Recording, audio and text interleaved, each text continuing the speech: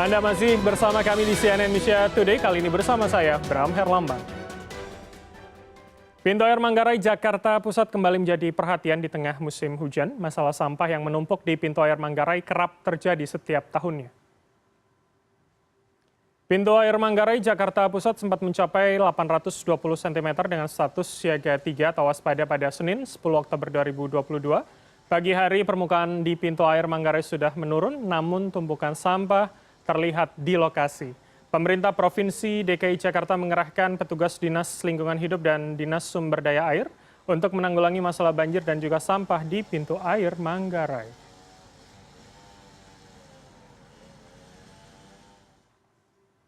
Dan kita terhubung dengan rekan kami, produser lapangan CNN Indonesia, Karmel Mursalim di pintu air Manggarai. Halo, selamat siang.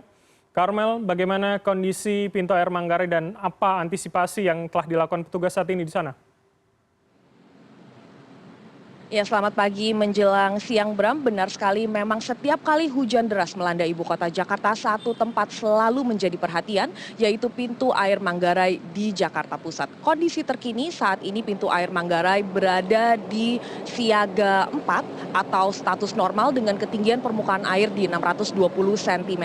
Ini merupakan kabar yang baik, Bram, karena jika kita bandingkan dengan kondisi permukaan air di lokasi kemarin, di jam yang sama, sekitar pukul 10 pagi waktu Indonesia Barat, kemarin di hari Senin 10 Oktober permukaan air di pintu air Manggarai mencapai 845 cm atau di siaga 3 berstatus waspada. Nah, ini berarti ada penurunan permukaan air yang cukup signifikan dari 845 cm kemarin menjadi 620 cm pada pagi hari ini. Bram, salah satu alasan mengapa permukaan air di pintu air Manggarai cukup tinggi kemarin itu adalah adanya penumpukan sampah yang menggunung di lokasi. Mungkin Anda bisa lihat di belakang saya ini ada crane yang memang dikerahkan oleh pemerintah Provinsi DKI Jakarta untuk membersihkan sisa-sisa sampah yang ada.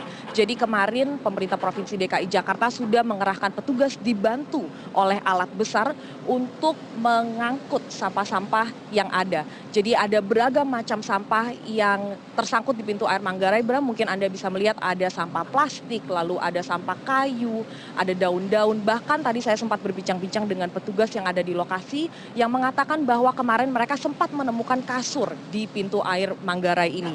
Jadi kemarin ada banyak sekali alat besar yang dikerahkan seperti ekskavator, crane, truk sampah, hingga truk tronton.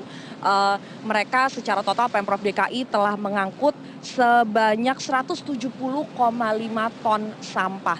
Nah, pengangkutan sampah berlanjut pada pagi hari ini, tadi dimulai sekitar pukul 8 pagi waktu Indonesia Barat, dan mereka akan terus melakukan proses pengangkutan sampah ini hingga semua sampah terangkut. Saat ini memang masih ada sejumlah sampah yang tergenang, namun jumlahnya tidak signifikan seperti yang kemarin. Nah, Bram, sekedar informasi, memang pintu air ini merupakan pengatur aliran debit air untuk mencegah adanya banjir. Tadi bahkan petugas di lokasi juga mengatakan bahwa benar pintu air Manggarai ini merupakan penentu adanya banjir di pemukiman sekitar Sungai Ciliwung. Dalam arti lain, jika ada permukaan air yang tinggi di pintu air Manggarai, maka itu menandakan bahwa sudah ada banjir di sejumlah pemukiman sekitar Sungai Ciliwung. Namun tadi saya sempat bertanya ke Badan Nasional Penanggulangan Bencana yang mengatakan bahwa per pukul 9 pagi waktu Indonesia Barat hari ini sudah tidak ada lagi kawasan di ibu kota Jakarta yang tergenang air. Dan ini merupakan kabar yang sangat baik sekali lagi, Bram, karena jika kita bandingkan dengan data kemarin di jam yang sama sekitar 9 pagi waktu Indonesia Barat, BNPB mencatat ada sebanyak 68 RT yang tergenang air di ibu kota Jakarta. Bram. Baik, Karmel, jika kemudian kita tahu bersama dan selama ini kita lihat dari kejadian-kejadian yang sudah ada, begitu kemudian debit air yang cukup tinggi adalah banjir kiriman, apakah kemudian pembersihan sampah ini menjadi satu-satunya antisipasi yang dilakukan oleh petugas? Apakah ada antisipasi lain begitu? Jika kemudian debit air akan meninggi ketika hujan lebih deras begitu, Karmel? Oke Bram, maaf tadi saya tidak begitu mendengar pertanyaan Anda, namun saya bisa menjelaskan bahwa BNPB mencatat bahwa banjir yang terjadi di ibu kota, khususnya di sekitar kawasan Sungai Ciliwung yang terjadi sepekan terakhir merupakan banjir kiriman dari daerah hulu. Jadi selama periode 3 hingga 9 Oktober, BNPB mencatat ada kurang lebih 7 bencana banjir di kawasan Jabodetabek. Paling disoroti adalah banjir di Jakarta Selatan yang memakan 3 nyawa dan juga membuat 4 orang luka-luka. Selain dari itu banjir di kota Tangerang Selatan yang merendam 1.507 rumah dan juga membuat 13.795 jiwa mengungsi.